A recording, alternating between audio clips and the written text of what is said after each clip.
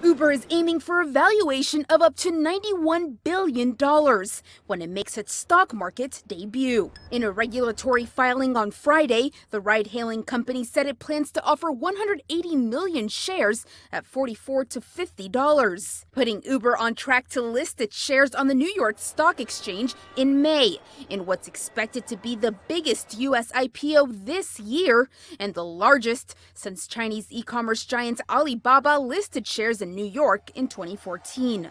The valuation Uber is now seeking is less than the $120 billion IPO whisper number Uber was once told it could fetch, and closer to the $76 billion valuation in its last private fundraising round. The more moderate expectation reflects the poor stock performance of its smaller rival Lyft, which listed last month.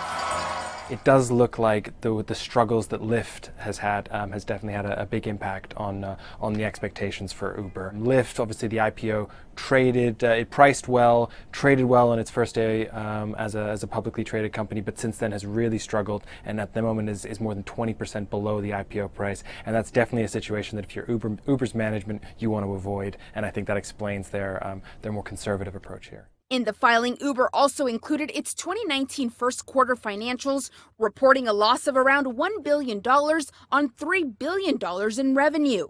Uber will take to the road starting on Monday to sell its story to investors. It will face a host of questions, including when it will turn a profit and how it will navigate the transition to autonomous vehicles.